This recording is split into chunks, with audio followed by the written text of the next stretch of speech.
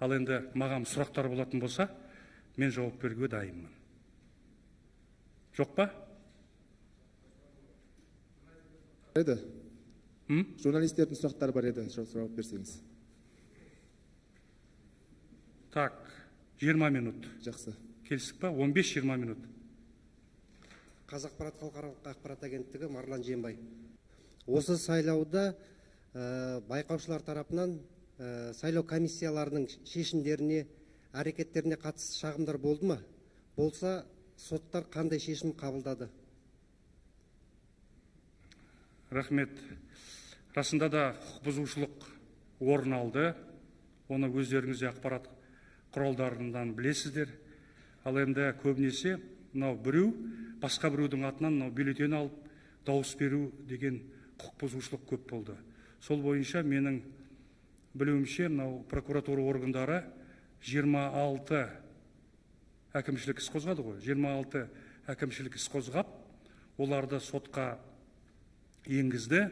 Олар бойынша біз барлық кінәлі тұлғаларды тиісті жауапкершілікке тарттық. Ол көбінесе айыппұлдар. Ал оның басым көпшілігі сайлау комиссияларының мүшелері, оның ішінде тіпті төрағалар да бар. Ол бір жағынан. Екінші жағынан, тек бақылаушылар емес, сонымен қатар президенттікке үміткерлер, олардың өкілдері, олар да талап арыздарын берді. Жалпы олардың саны 67. Ал енді осы 67 талап арыздың басым көпшілігі судьялар кері қайтаруға мәжбүр болды. Неге?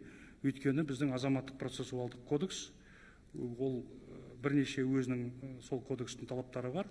Талап арыз жазғанда соның формасы, оның мазмұны сәйкес болу керек заңға. Көп жағдайда соны талап арыздың авторлары соны жасамаған. Мысалы, қандай деп, мысалы, жауапкерді көрсетпеген. Немесе мен бақылаушымын, президенттікке үміткердің өкілімін деп жазады, бірақ сол статусын дәлелдейтін құжаттар тіркемеген.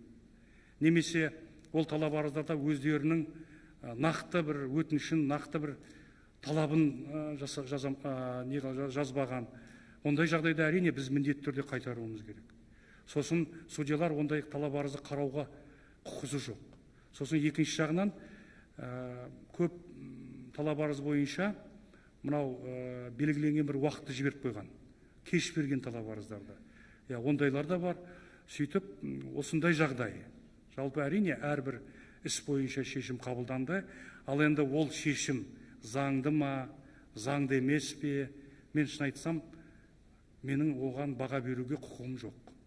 Егер мен оған қазір айтып отырсам, мынандай судья заңсыз шығарды, мен тек қандай жағдайда айтуыма болады? Егер оның шешімі апелляция деңгейінде немесе жоғары соттың деңгейінде шешіліп, бұзылып, немесе сондай бір нүкте қойылған жағдайда.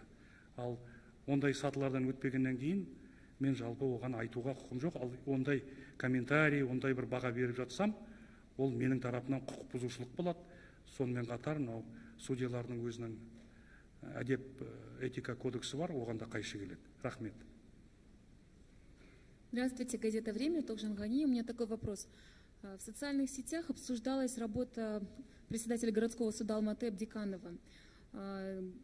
Многие говорили о том, что уже рассматривался вопрос об освобождении его от должности, который рассматривался на пленарном заседании Верховного суда, на пленарном совещании. Хотела узнать, это правда? Я сегодня в выступлении очень много говорил о судьях, о статусе судей. Вот я хочу сказать, что на самом деле вопросы освобождения, вопросы наказания, вопросы продвижения по карьере, вопросы назначения, наказания, продвижения по карьере, освобождения. Да? Вот эти все процедуры – это долгая, это сложная, это многоэтапная процедура. Вот. Конечное решение по судьям городских, районных, областных судов принимает глава государства. По судьям Верховного суда Сенат. Но их решению предшествует очень важное событие – заседание Высшего судебного совета. Там рассматриваются, я говорил, это коллегиальный орган, там вырабатываются рекомендации. Рекомендовать или не рекомендовать. Я хочу вам сказать, что это не просто заседание формальное. Вот, к примеру, мы на прошлой неделе подводили итоги конкурса, который был объявлен Высшим судебным советом в декабре прошлого года. Почти полгода. Вы можете спросить, а почему так долго?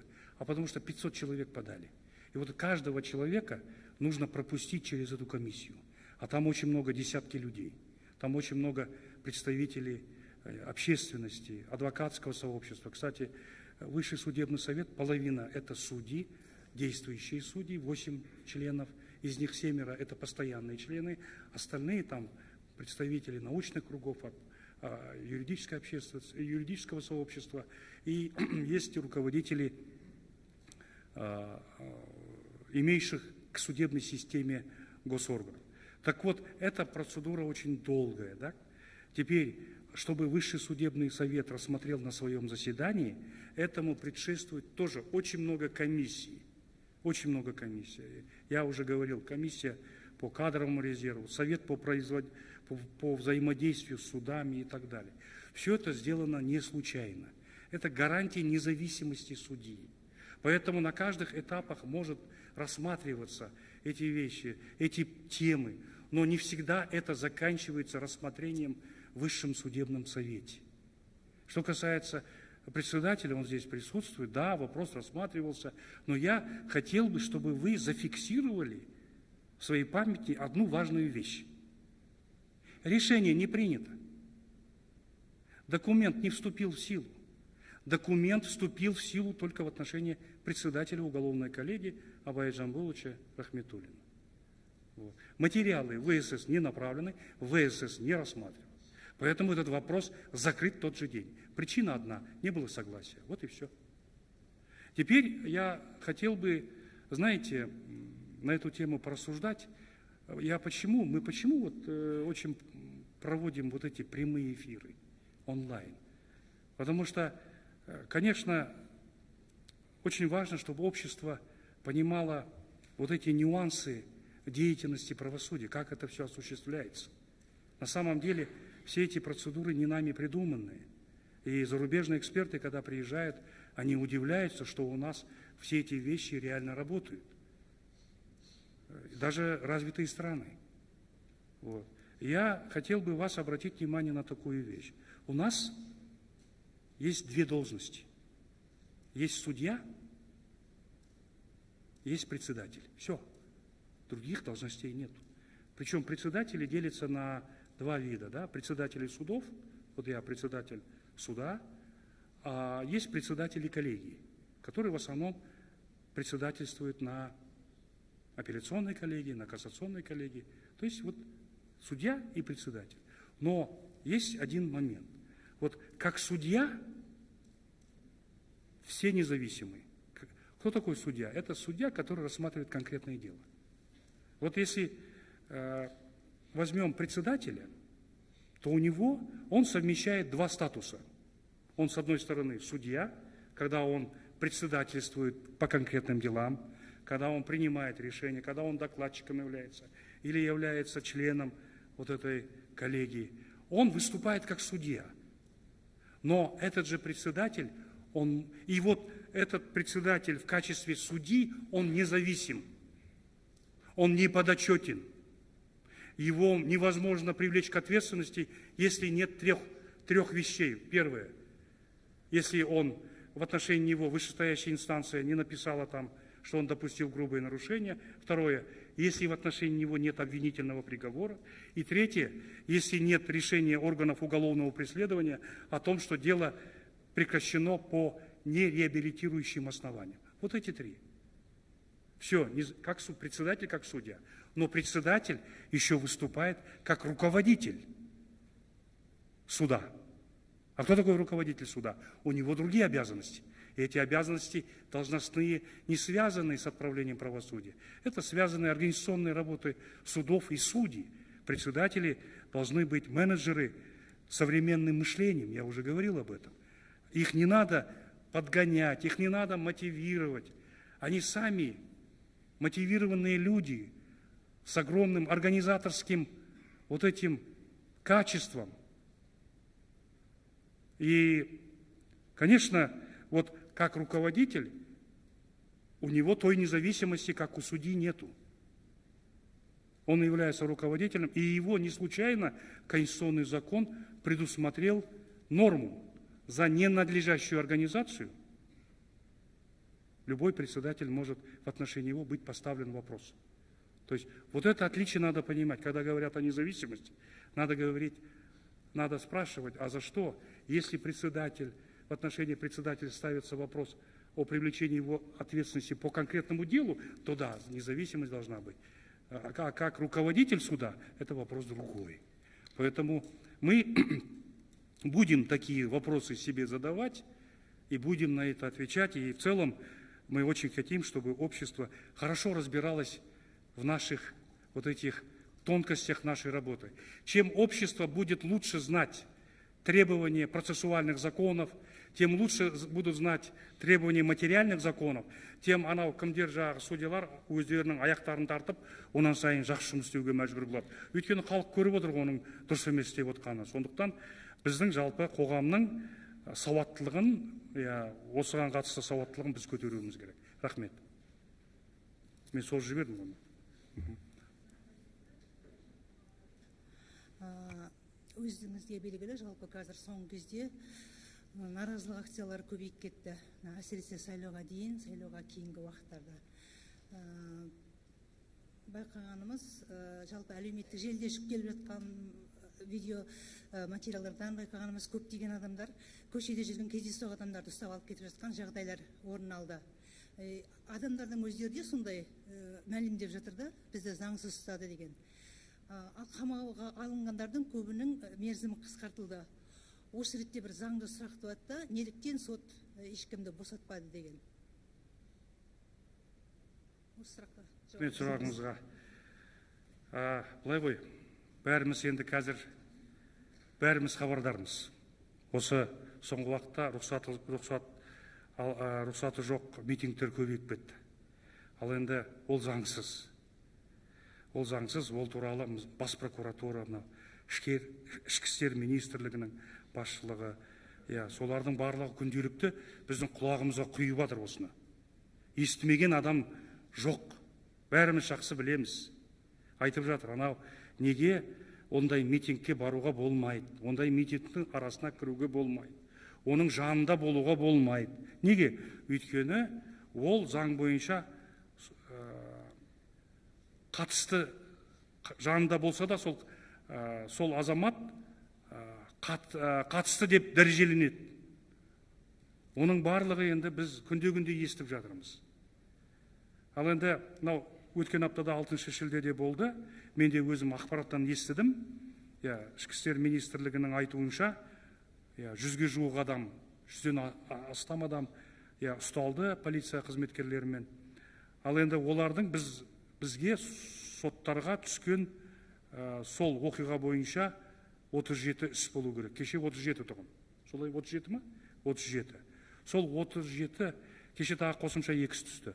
Жалпы 40 деп айтайық. 40 материалдар түсті. Әкімшілік құқық бұзушылық бойынша. Солар бойынша 22 адам қамаққа алынды. 22 адам. Оның тек біреуі ғана 15 тәулікке.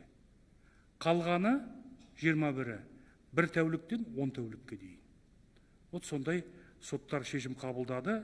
Ал енді тағы да айтайын мен, ол заңды ма, заңды емес пе? Енді оны шын айтсақ, оған комментарий беретін, оған түсініктеме беретін, баға беретін тек бір адам бар. Ол мен емес. Ол сол шешімді қабылдаған судья. Сондықтан мен ойлаймын енді жалпы тиісті шешімдер қабылданды. Сіз айтып отырсыз, кейбір адамдарға мерзімін азайтты. Енді ондай өтініш болса, құқық қорғау органдарынан неге азайтпасқа? Ол қоғамға қатты қауіп келтірмесе, егер жасағанына өкініш білдірсе, сосын өзі түзелгенін дәлелдесе, әрине ондай оған қатып қалып, оны бір сол 10 тәулік аяғына дейін отырсын деген жоқ. Ал жалпы біреулер айтады ғой, қасынан өтіп бара жаттым. Олай болмайды. Ол өйткені мынау біздің заңымыз бойынша ол заң жақсы ма, жаман ба, оның ешқандай біздің құқығымыз жоқ, оны баға беруге. Бірақ ол да сол қатысқан болып, сол митингке қатысқан болып дәрежеленеді. Рахмет. Хорошо. Болды ғой, да? Еще один вопрос, если вы против. Ленара Сактаганова, юридическая газета. Я кратенько буквально хотела уточнить. Сегодня было озвучено много очень хороших и важных инициатив для дальнейшего развития судебной системы. Но я бы хотела остановиться на вопросе судейских кадров. Вы сегодня много говорили об инициативах по созданию качественного нового формата судейского корпуса и, значит, высвобождении его от слабых кадров. Но за 2,5 года. Я хотела бы уточнить такой момент.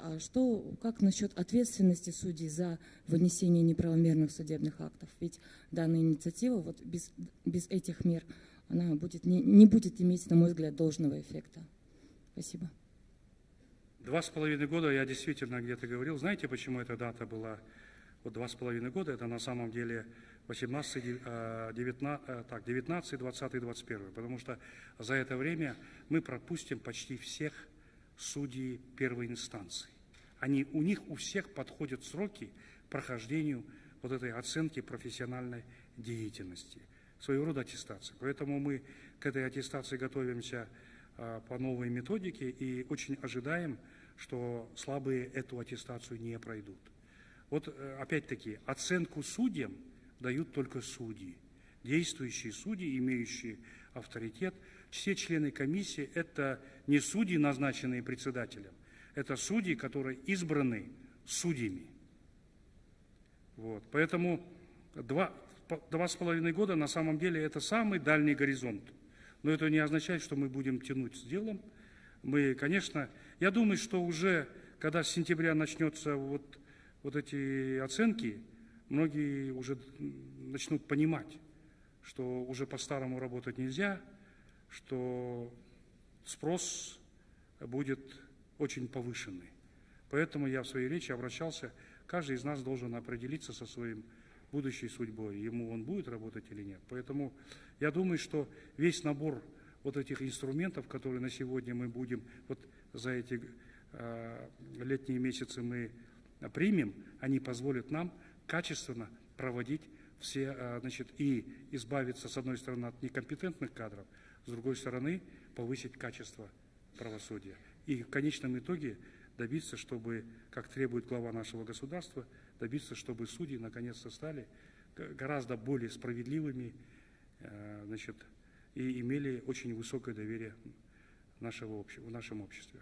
Большое спасибо. Объявляется 10-минутный перерыв.